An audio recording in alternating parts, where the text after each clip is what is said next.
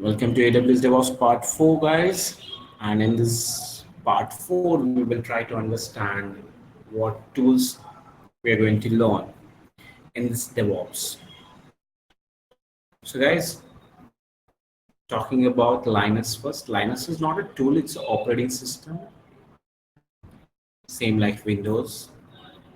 But Windows is famous for its GUI, graphical user interface, whereas Linux is famous for CLI, command line interface. And we will be learning Linux operating system in thorough manner. So, because most of the tasks, most of the tools will be installed or run on Linux operating system only. So it becomes mandatory to have a Linux proper knowledge. And initially we will focus upon Linux only. Once the Linux completes, then we will start Git and GitHub. It's version control system. This is version control system.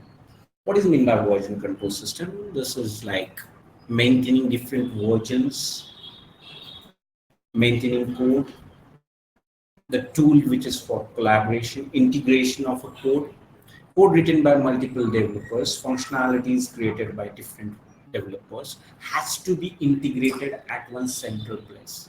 And that can be done with the help of Git and GitHub.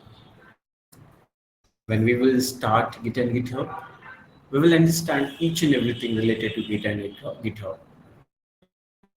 And I can assure you, you will be very, very fluent in Git and GitHub tool.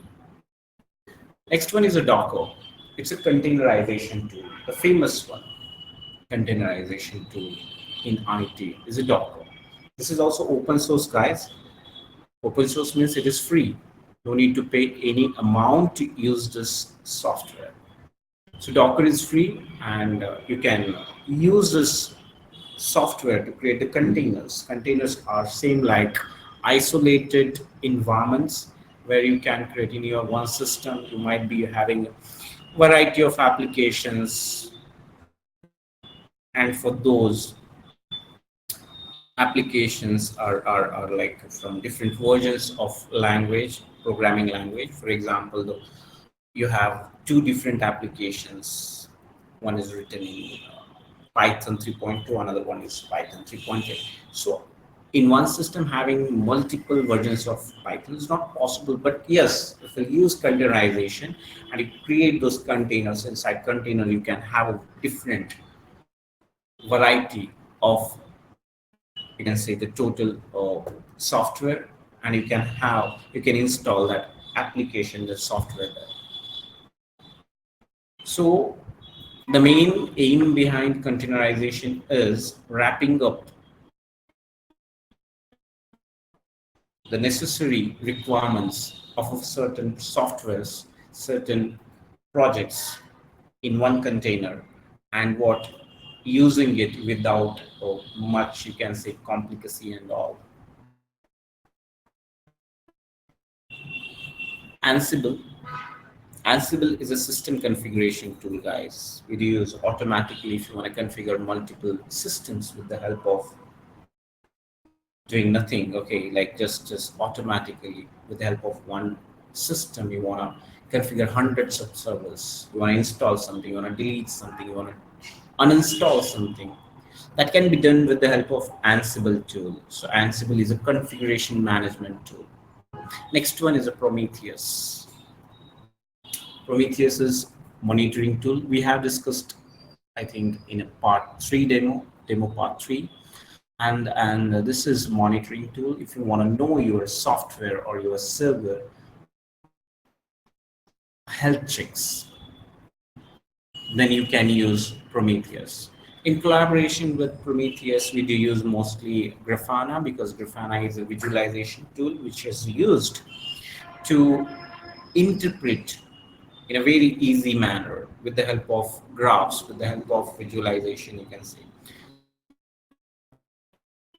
related to your application consumption or your system consumption. Okay, any aspect of the application or system, you can use Grafana and Prometheus, both the tools.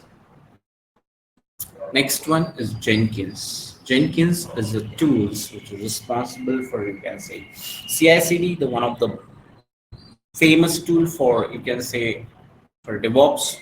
It is also open source, no need to pay a single rupee for it.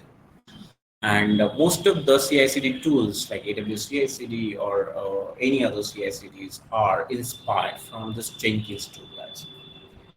And Nginx is a web server. Actually, it's not part of, you can say, our DevOps, but yes, most of the times while deploying our servers, we need a web service. So we'll be using Nginx. Sometimes we might be using Apache server also. Or Maven. Maven is what? Maven is a building code. We used AWS code build for building code in AWS, but here we will be using Maven. Maven is a famous one, building tool, code building. So what we will build the tool and we'll create the artifacts with the help of Maven, and those will be used further for deployments. SonarQube. So we use SonarQube for dependency management and testing, guys. Okay, we'll be using SonarQube also. Next one is a Sonatype Nexus repository. It is also cloud, you can say, for storage purpose. We'll be using Sonatype Nexus repository. We have discussed about Apache Web Server. Next one is Kubernetes. Kubernetes we have discussed, but once again, it's open source and famous orchestration tool designed by ex-employees of Google, inspired from Bard, and it is famous, guys. And even now, Google also uses Kubernetes for its cloud offering, cloud platform as GKE, Google Kubernetes Engine. Then infrastructure as a code, Terraform. We discussed about Terraform. It's a third-party tool, guys, and it supports around 3,000 plus cloud platforms. You can manage your code, you can manage your infrastructure by just simple scripting, okay? And those scripts you run and those resources will be created in your account in any supported cloud platform. And then AWS, we have discussed about AWS already as a cloud solution for this DevOps. Will be using, guys. That's it, guys. If you have understood some of the tools here, that's very good. But even if you haven't understood any tool here, okay, no worries. When we are going to start learning that tool in depth, we will be talking about each and everything, okay, each and everything in depth.